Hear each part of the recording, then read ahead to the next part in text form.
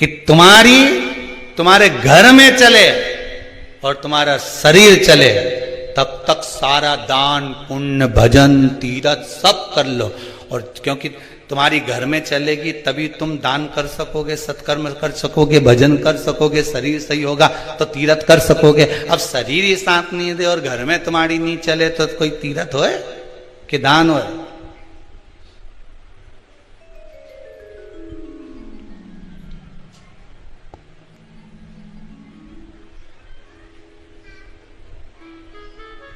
कैसे भजन करें? एक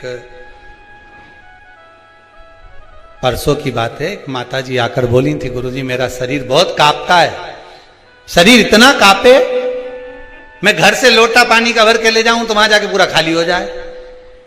अब आप बताओ शंकर जी पानी कैसे चढ़ाऊं? हमने भी सोचा बड़ी गजब की बात है। अब शिव पुराण में लिखा है कि वहीं का लोटा, वहीं का पानी, वहीं के शंकर को चढ़ाओ तो पुण्य नहीं मिले, इसलिए घर से ले जाओ। और अगर वहां का चढ़ाओ तो कुछ एक आध रुपया पानी का जो भरा होगा, जिसने मजदूरी करी होगी, जिसने लाया होगा, तो वो पहले दान पेटी में डालो, उसके बाद चढ़ाओ। तो हमने कहा माता जी एक काम करो, मंदिर में से पानी भर लिया करो।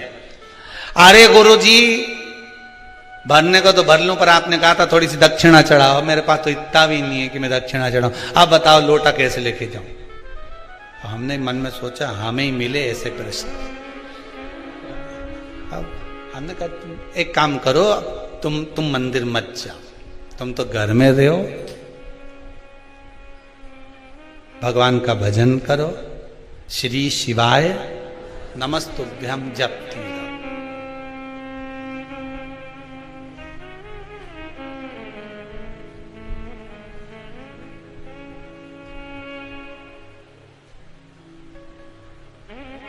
अच्छा अच्छे को देखा, हाथ तो धूजे, पांव भी धूजे, पर ये जीवान कभी नहीं धूजे। नहीं, सोचने वाली बात है, ये खाने में कभी नहीं धूजी। खाने में तो तुरंत कहते देवड़ा में चटनी कम है, लाओ जरा थोड़ी सी रोज नमक मिर्ची और डालो जो होता है। ये तो कहा मां घर में रहो, श्री शिवाय जपते रहो। कहा गुरुदेव इससे क्या होगा? हमने कहा बस यही है, घर को अगर तुमने मंदिर बना लिया और घर में ही बैठकर जप लिया, एक दिन स्वयं शंकर जी आकर घर में ही खड़े होकर कह देंगे ले मुझ पर जल चढ़ा दे, शिव खुद आ जाएगा, उसको ढूंढने जाने की जरूरत नहीं पड़ेगी। तेरे मंदिर में आना मेरा काम है और मेरी बिगड़ी बनाना तेरा काम है। तेरे दरवाजे पर मैं आ ही गया, मुझे दर्शन दिखाना तेरा काम। ये वो जान, आप तो उससे निवेदन करो।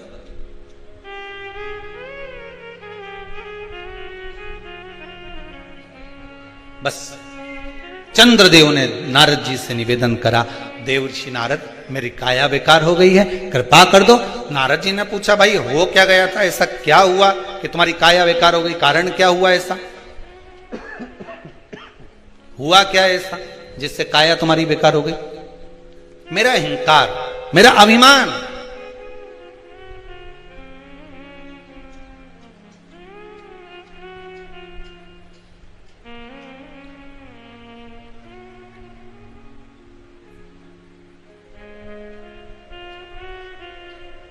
पूरे मोबाइल में तुम्हारे फोटो हैं, तुम्हारे मोबाइल में, कहीं मुस्कुराते हुए, कहीं आंख निकालते हुए, कहीं 2 चोटी का, कहीं 1 चोटी का, कहीं बेंदा का, कहीं नथनी का, कहीं मुस्कुराए, कहीं कुछ करे, कहीं कुछ करे। इतना फोटो तुम्हारे मोबाइल में है। कभी तुमने विचार करा कि बताओ मेरे कितना सुंदर ने यूं फोटो लेने, यूं फोटो लेने, यूं ले? कभी कभी जैसे तुमने विचार करा कि इस मोबाइल में मेरे फोटो भरे हुए हैं और अलग अलग स्टाइल के भरे हुए हैं, कभी कभी तुमने विचार करा कि मैं एक दिन माला लेकर बैठ जाऊं और जैसे मैंने फोटो, जितने मोबाइल में मेरे फोटो हैं उतने ही माला आज मैं जप के बताऊंगी, श्री शिवाय नमस्तुभ्यम, श्री शिवाय नमस्तुभ्यम, श्री शिवाय नमस्तुभ्यम। फोटो तो बढ़ रहे हैं, फोटो तो बढ़ रहे हैं, पर भजन बढ़ रहा है क्या? स्मरण बढ़ रहा है क्या? अब लालसा तो आपकी इतनी, ललकता इतनी है, इतना मन में भरा हुआ है कि भगवान कैसे भी कृपा करे। आज के जमाने में दुनिया के लोग करना कुछ नहीं चाहते, बस उनका तो मन है कहीं बाबा जोगी ऐसा मिल जाए, कहीं का महाराज ऐसा मिल जाए और वो ताली बजाने, चुटकी बजाने, हंडा निकल जाए। अगर ऐसा हंडा निकलता रहता तो महाराज खुद नहीं भर लेता। अरे बोलो तो सही। गीता जी में मेरे कन्हैया जी कह रहे हैं, गीता जी में भगवान कृष्ण कह रहे हैं, कर्म प्रधान है, कर्म करोगे फल की इच्छा मत रखना, मैं आऊंगा खुद देकर चले जाऊंगा। पर आज के जमाने, अभी नवरात्रे गई, ना जाने कितना कितना लोग कहीं कहां गया होगा, ना अगरबत्ती लेके, नरियल लेके, न कोई कोई कोई यूं घूमे, कोई यूं घूमे, कोई उच के, कोई इधर से उचक के उधर बैठ जाए, कोई उधर से उधर। तो लोग उनकी के साहब बस ऐसी कृपा कर दो, उन्हें धन मिल जाए, ऐसी कृपा कर दो, कहीं से बारिश हो जाए पैसे की। तो भगवान की गीता जी में कहते क्यों कि कर्म करो, फल की इच्छा मत करो। भजन करा नहीं, भजन किया नहीं, फल की इच्छा करो।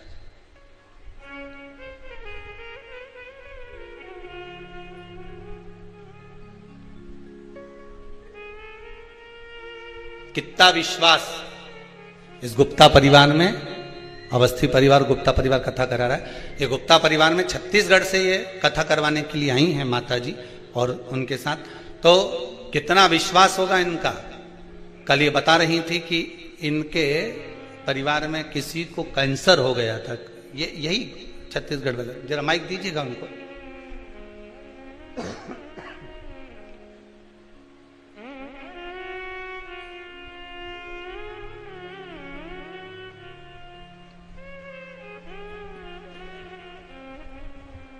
नमस्कार। ये छत्तीसगढ़ से आई हैं और इनके शरीर की अगर हालत आप देख लेंगे तो यहां से हॉल का गेट तक जाने में कम से कम 10 मिनट लग जाए। शरीर पर पूरे पे बाबा ने बचाया है, वो तो लकवा लगा हुआ है। और इतनी हालत शरीर की, जरा मैं कहूंगा जी आप 2 मिनट के लिए खड़े होंगे, पकड़ के खड़ा कर दो उनको।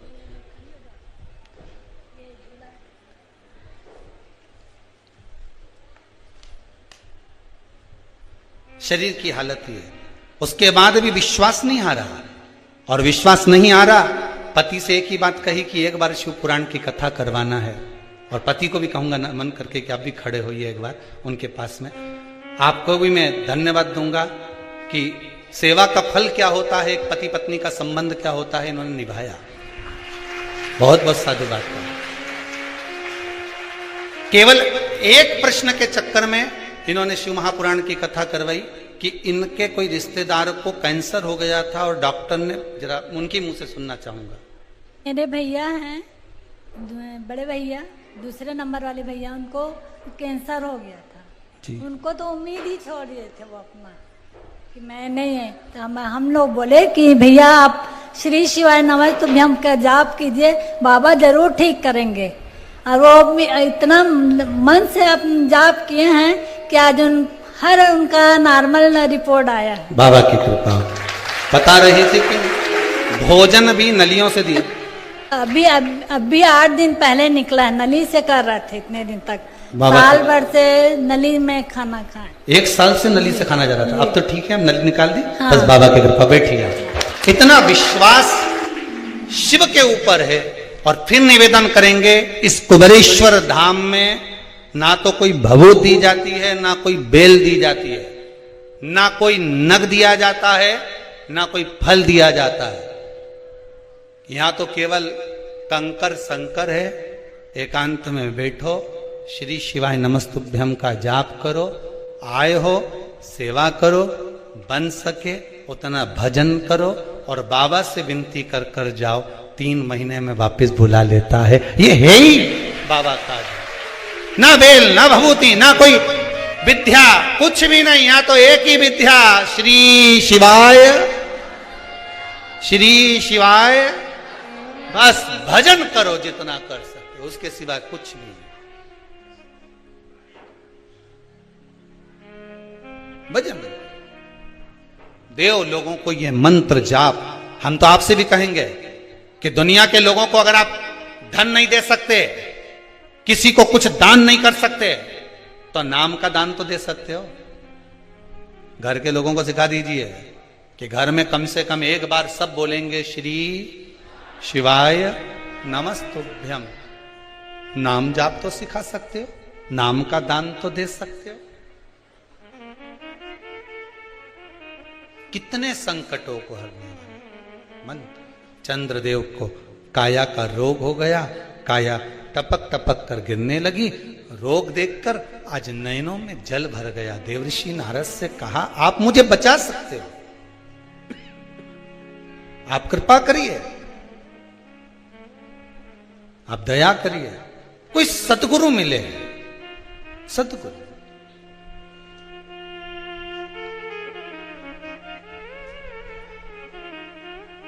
पर गुरु भी गुरु जैसा होना चाहिए हो।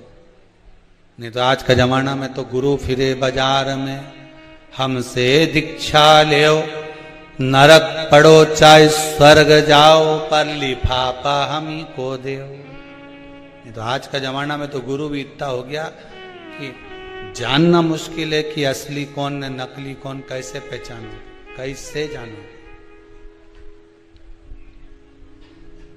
कैसे पहचानो।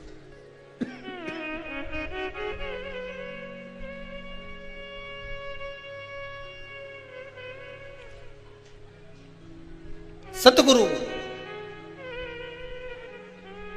एक रुक्मणी जी के सम्मुख में गुरु आए थे और रुक्मणी जी ने जाकर कह दिया, गुरुदेव मेरे द्वारकानाथ के पास जाकर एक संदेशा दे देना कि ये पत्र में जो लिख कर दे रही हूं ये गुरुजी बस उस द्वारकाधीश के पास पहुंचा दे।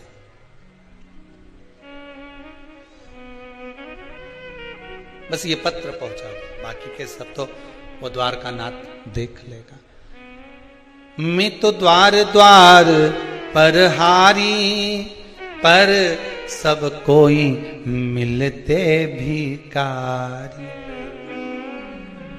हो एक दाता द्वारिका नाथ, मुझे तेरे पास बुला ले। तेरी नहीं हे मेरे बाबा, तेरी माला जपूंगी दिन रात, मुझे तेरे पास बुला ले। गुरु मिले, सतगुरु मिले, ऐसा मिले कि आपके हृदय की डोर को जो परमात्मा से बांध दे,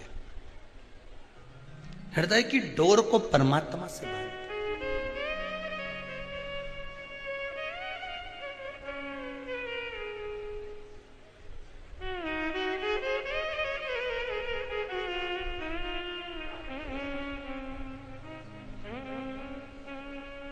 हृदय की डोर। जैसे धन उलझ गया, तुमने तो कोई अच्छा सोचकर किसी को पैसा दिया,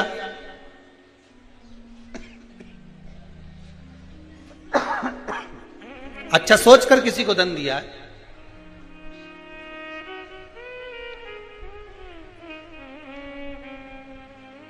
और वह धन उलझ गया, नहीं आ रहा, पैसा वापस दे ही नहीं रहा।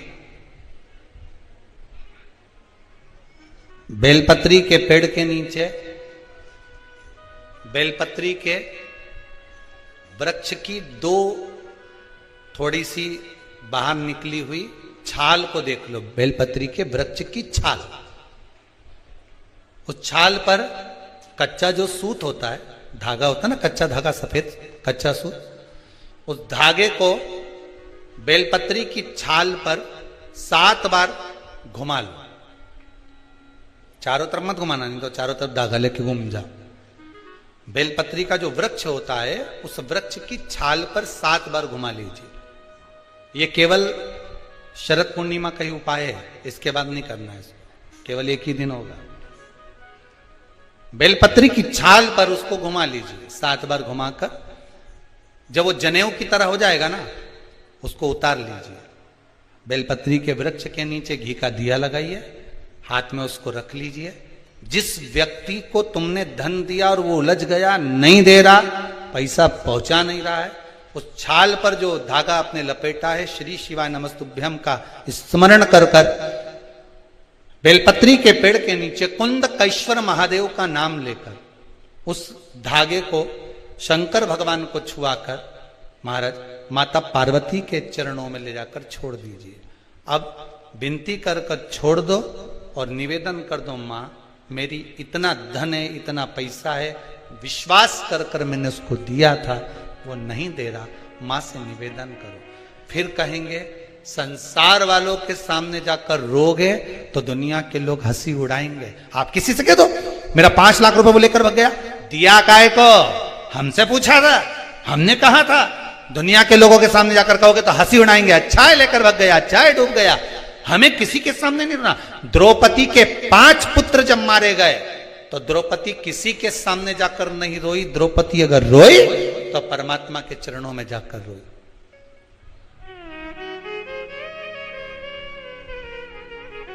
उत्तरा का गर्भ जला, ब्रह्मास्त्र छोड़ा गया, उत्तरा कहीं जाकर नहीं रोई, सीधे भगवान के चरणों में जाकर। भगवान ने पूछा हुआ क्या? उत्तरा कहती मेरा गर्भ जल रहा है, ब्रह्मास्त्र आ रहा है। अगर संसार वालों के कहने में पड़ी रहती तो उत्तरा का गर्भ भी नष्ट हो जाता, पर भगवान के चरणों में चली गई। भगवान ने अंगुष्ठाकृति धारण करी, गर्भ में जाकर परिक्रमा करी, उत्तरा के गर्भ में पहुंच गए। जो बालक प्रविष्ट हुआ परीक्षित हुआ, आते सी जन्म लेते सी जिसने परीक्षा करी वो परीक्षित हो गया। श्रीमद् भागवत में लिखा है। संसार वालों के आगे जाकर रोगे तो दुनिया के लोग हंसी उड़ाएंगे, पर परमात्मा के आगे जाकर कहोगे, परमात्मा हंसी नहीं उड़ाता, परमात्मा उस कार्य को सिद्ध करता। उसके सामने जाकर बोलो तो, तुम बोलो ही नहीं और परमात्मा के सम्मुख में और कहो कि मैंने तो सबके कह दिया, सबसे फोर्स लगा दिया, सबसे सोर्स लगवा दिया, ये करवा दिया। परमात्मा से जाकर निवेदन करो कि मेरा धन उलझा है, मेरा धन मैंने विश्वास रखकर करा था, दे दिया था, मां अब आपको देना है, भगवान शिव की कृपा से वो पहुंचा दीजिए, आएगा।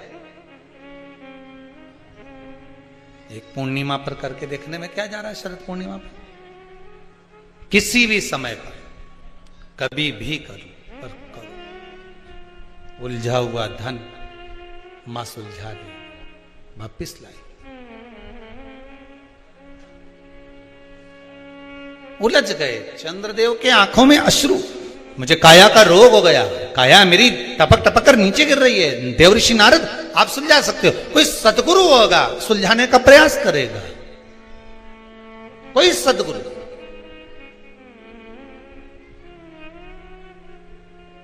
तीन 300 ऋषि राजा परीक्षित को मिले थे रास्ते में जाते जाते। कोई कह रहा था हम यज्ञ करा देंगे, कोई कहता हम ये करवा देंगे, कोई कहता हम ये करवा देंगे। राजन तेरे पास 7 दिन है। राजा ने मन में सोचा अगर यही सब करता रहा तो भगवान कहां से मिलेगा, नहीं कराऊं। बड़ के पेड़ के नीचे, वट वृक्ष के नीचे जाकर राजा बैठ गया सुखदेव जी महाराज के चरणों में। सुखदेव जी ने कथा कहना प्रारंभ कर दी। नारविंद में रमा लगा। नारद जी का हूं, चंद्रदेव का अहंकार, देव ऋषि नारद द्वारा शिव की उपासना कराना, विनय करवाना कि शंकर का अनुमोदन करोगे, शिव का स्मरण करोगे तो सुख तो मिलना ही।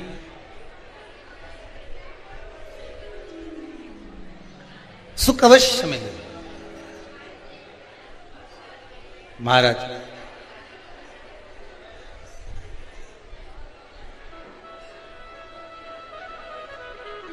संसार में आए हो, मृत्यु लोक में अगर जन्म लिया है तो सुख और दुख ये चलना है। काहे के लिए जन्म लिया था? माता के गर्भ से जब हम पैदा हुए थे महाराज, तो माता के गर्भ से जन्म लेने के बाद हमारा एक ही भाव था, ये दोनों मुष्टिकाएं बंद थी, प्रयास किया गया, निवेदन किया गया, हे भगवान हमें माता के गर्भ से बाहर निकाल दे, हम भजन करेंगे। पर भजन में कोई लगा, सब भोजन में लग गए।